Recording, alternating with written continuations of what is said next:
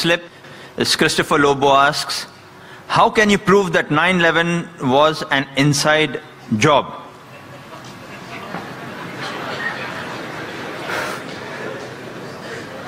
Brother Lobo has asked that how can I prove 9/11 was an inside job? I've got the proofs, I can repeat the proof, it has been proven by other people. Just a few days back, there was an article that came in the newspaper that 75 professors of US, they say, they believe that 9/11 was an inside job. And in the article, it was mentioned, it came in Times of India, I think on the 7th of September. It says that 75 professors and scientists belonging to different universities from different parts of US, they believe that 9/11 was inside job. And they say that there were some politicians in White House who have engineered the destruction of the Twin Towers. And they say the main reason was so that they could attack and they could have control of the oil-rich countries. Open secret, I told you. One of the professors by the name of Steve Jones, he says that we do not believe that 19 hijackers and a few men in the cave in Afghanistan could have done such a professional job alone. They could not have done it. We don't believe. And by God, we are going to come to the truth and we are going to expose. We don't believe in the theory of the government. They don't believe in the theory of the government. And he further goes on to say that we as being professors and scientists, we know that the steel beam of the Twin Towers, they couldn't have melted at the temperature at which the jet fuel was there. And there were systematic bomb explosions which caused this to come down. Otherwise it cannot come down. There are many tapes. There are many books written against it. I happen to watch many of them. I even happened to watch the video recording of this Professor Steve Jones. And yesterday's paper, we get another news. 3 days later, Professor Steve Jones sent on a paid leave. Imagine, paid leave. There are many tapes. If you happen to watch one of the tapes by the name of Loose Change, 9/11, it was done by a young American of 21 years old. He makes a 1-hour documentary. There are many are there.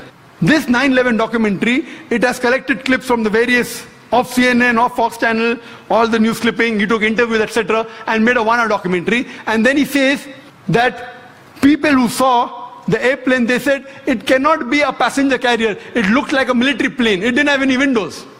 And when he shows the shooting, when it comes close to the tower, there's another firing done from the wings, which hits the Twin Tower before the plane. Then further he goes on to prove, he says that he had statements of the management, the construction company, which had constructed the Twin Towers. They said, it's impossible. The Twin Tower made to withstand storm, to withstand tornado. This plane cannot knock it down. And it cannot come down because the fuel burns at 1000 degrees temperature. This, even for 2000 degrees temperature, for hours, nothing will happen to it. 10 days later, he changes the statement and said, no, it's possible. Jet fuel can cause damage to the beams. Another professor who gave the statement, he didn't withdraw his statement back, so he was sacked. Furthermore, what they did, that in the documentary they show that when the Twin Towers came down, like how you willfully get down any building. And he gave statistics that many buildings in New York, tall skyscrapers, 40 floors, 60 floors, they caught fire for many hours, but none of them came down. It is the first building in the history of USA. It has come down that way. And he showed photographs that when building is deliberately brought down, how do they get down by the explosion? The same way it came down. There was systematic bomb blast, and people who went to rescue, whether it be the firemen, they were interviewed, they said that we were thinking that someone up was pressing the bomb button, and the bombs were going out, boom, boom, boom. So how the Twin Towers come down? They have given proof. Furthermore, they say that all the proofs given by the government, they analyze. They said 19 hijackers, some of them, they were trained as flying off the plane. They went to the university and they interviewed the professors. Do you think that this person can do such an act? Impossible. The way the plane took a turn, and I have personally spoken to senior pilots who have flown big Boeings and Airbuses for several years. They said it's impossible to take such a turn. And imagine just a new person of few hundred of us takes a turn. What the experts say, it has to be a military plane. Furthermore, information given by the government, phone calls were there. Phone calls said that they said the passengers in the plane, they claimed that they were hijacked. One of the phone calls was by a flight attendant. She says that buildings, water, my God, my God. She's been flying for 12 years. Hasn't seen buildings in New York. Another person, he says, Mom, this is Mark Bingham. Mom, can you hear me? We are being hijacked. Do you believe? The question to be asked, if I'm going to speak to my mom, I will say Zakir. I'll not say I'm Zakir Naik speaking. He said I'm Mark Bingham. Mom, I'm Mark Bingham. If Mark has to speak to the mom, he will say I'm Mark. He will not say I'm Mark Bingham. He gave systematic proofs. Do you speak to your mother telling your surname? So all the proofs, all the phones were taped down, and then he did a survey that can the mobile phone work at 32,000 feet. When a survey was done at 4,000 feet, the chances of mobile working is 0.4%. At 8,000 feet, it is 0.1%. And 32,000 feet, it is 0.006%. 0.006. There's no chance. And the documentary says that today, USA is spending millions of dollars to reach mobile at that height. In 2001, they did it. Then there are many documentaries. Then the documentary says that there are black boxes. Every plane has got 2 black boxes. And the black boxes can withstand a temperature of 3,000 degrees centigrade for several hours. And in just 1,000 or 2,000 degrees, all the black boxes have been destroyed. He goes on systematically. And immediately, after a couple of weeks, Osama bin Laden, he gives an interview on the Ummah magazine.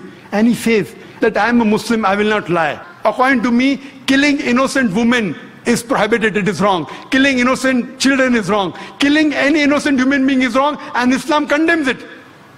Osama bin Laden giving an interview and saying that. A couple of days back, you get a video clipping from Al Jazeera. Osama bin Laden training 9/11. Because 75 professors say it's an inside job, now they manipulate, and after 5 years they're showing on the television. Why? So here we realize everything, it was inside job. And these 75 professors, they have promised, by God, we will come to the bottom of it. Regarding the second attack at Pentagon. At Pentagon, when the airplane crashed, there was no scraping on the grass. Nothing. Only a hole in the Pentagon. And the hole was only equal to the body of the plane. And we see a crater, and they showed on the television. But when the wings went, the wings weren't seen outside, neither were the window panes damaged of the Pentagon. If a plane body goes in and the wing stays out, either the wing will remain outside or the window pane will damage. The building was intact. So how could only in the circumference of a body of a plane, how can the wings go in as well as the tail? I mean, it's fabricated. The people who said that, the plane went just 40 feet above my head. Today science tells us that if Boeing is flying at 40 feet above your head, that car will fly away. An interview was taken of an ex-military person. He said it sounded like a missile. It had to be a missile. The missile would make that hole. And there was no debris. There was debris, only a little bit debris. There was no part of the plane found there. There was only a small engine of a fighter plane found there. Even in the other place, they only find a crater. Time doesn't permit me. The amount of ample of evidence given there, even a fool will know that this was an inside job. But it doesn't convince George Bush. And what they say, the reason is only to attack Afghanistan, Iraq, and then Iran. They have been predicting that Iran is going to be attacked. They want to have control of the oil-rich countries. So this terrorist attack is for what? One is injustice. Second is for money, is for power. And when a politician finds that he's going to lose the vote, he creates a fear psychosis. Okay, you better elect me or the Muslims will get you, and they elected. Same thing in Gujarat. A fear psychosis was created. If you don't elect us, the Muslims will kill you, and the government came back in power. So what we realized, that this was nothing but an inside job. And there are several tapes, several VCDs available, 9/11, loose change, then Fahrenheit, many. And if you see all this, it is a blatant, open secret that this attack on the Twin Towers was done by George Bush himself.